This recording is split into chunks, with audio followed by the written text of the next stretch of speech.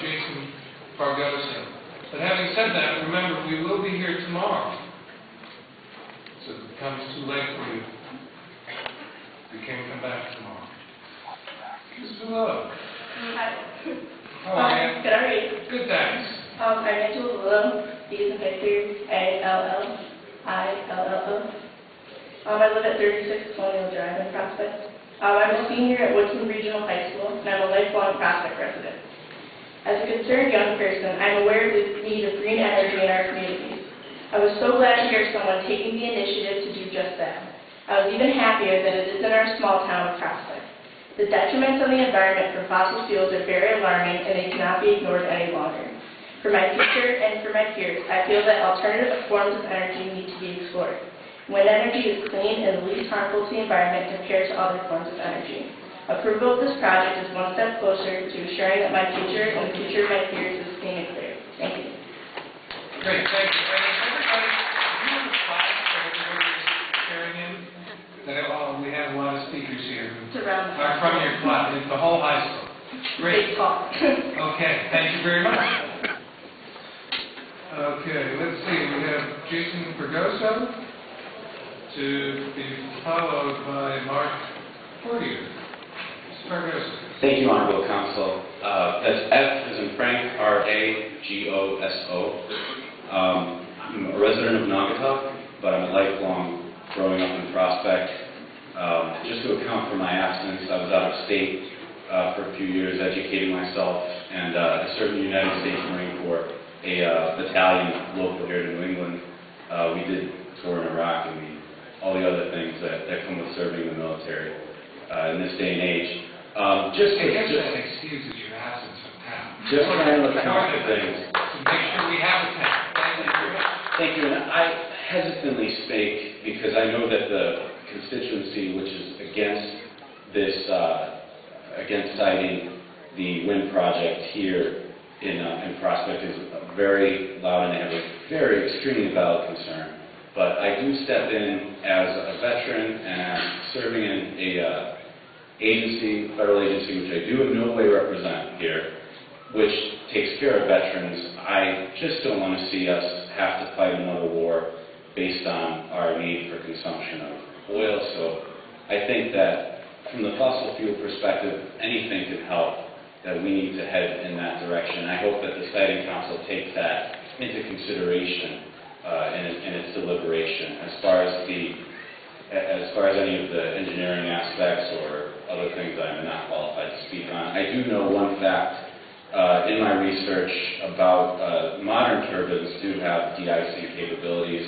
Again, I can't really speak to how credible that is, but I do feel that it is for the greater good of the state. I am a state resident at this point, and I would love to move back to Prospect, trying to educate, well, I have educated myself, I hope, and I'm trying to build up capital to move back to the area, and I would love to, whether there was a turbine here or not. Thank you very much.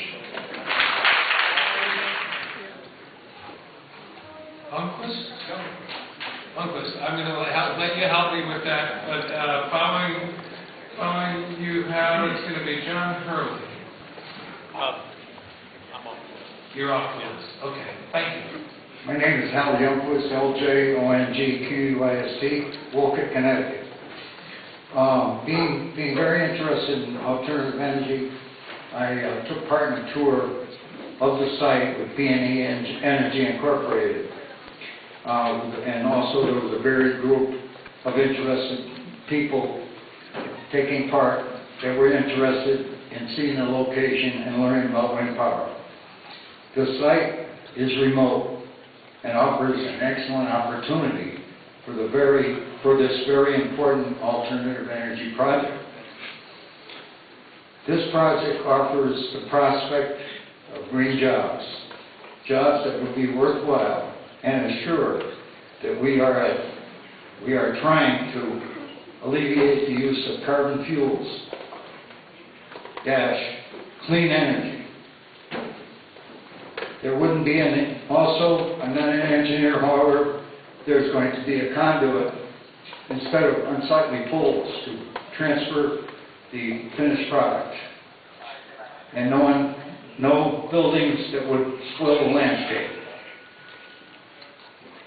So I think that with the prospect of having 50 homes with construction traffic possibly, and the noise and debris that the clean energy project proposed would be, make entirely more sense. Thank you very much. Thank you, Mr. McCarthy. And you know that, here we go. Former Mayor Wolcott, Mayor Walensky is a member of our council. He's great. Let's see, we have, and next, let's see.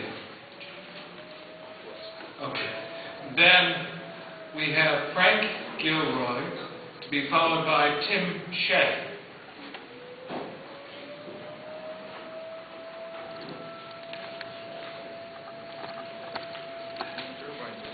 Is that sound something normal that happens here? It is? Okay, I just want to make sure. Good evening. Frank Gilroy, Gilroy. I'm on Saunders Lane. I'm the total opposite end of town.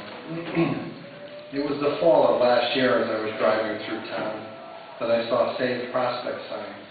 As most of us did, I continued to drive by until one of the illustrations showed a very small Statue of Liberty next to a very large wind turbine.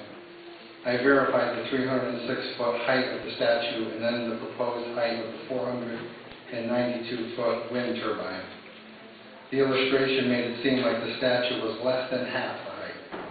This deception then began my journey to form an opinion on the facts of this project. Certainly everyone in their heart knows clean, renewable wind energy is our future and promises a better planet for your kids. So I thought, what is everyone so mad about? I continued to see postcards and advertisements filled with deceptive statements and non-truths used to gather more and more people to come out against the wind turbines and prospects. I, at that point, came to the conclusion that any group that deceives to build the masses would not be one I would support. A couple of examples. A postcard with wind turbines appearing to be at the top of the hill in the middle of the road. It said, "Is your street next?"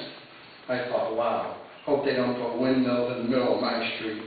Of course, I visited the site then and found they are over 1,000 feet from any residence, and not on the ridge, but down the backside of the hill in a ravine, not exactly in the middle of a street or a neighborhood. I read in one of those articles that Prospect was tricked and BNE Energy tried to slip this by town residents.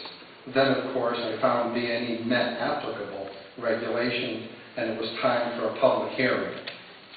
It reminds me of getting a residential subdivision approved. You do all your engineering, surveying, wells, septic, etc. And once you meet regulation, it goes to a public hearing. Simply put, it's called due process. Wind power is about progressing as a state and a nation into a cleaner, green future, less dependent on foreign resources. In 1956, the great President Dwight D. Eisenhower had a similar progressive vision for our country when he enacted the National Interstate and Defense Highways Act. I'm sure there were tens of thousands of people around the country that didn't like the idea of an interstate highway running through their once peaceful farm or country residence. However, the country needed interstate highways to progress toward the future and lead the world in unprecedented growth and economic development. Just as we needed interstates then, all states need clean, renewable energy now. I'm here to ask the citizens of Prospect to look at the facts as I did and join together to help our great little town lead the entire state of Connecticut toward a greener, safer future. Thank you.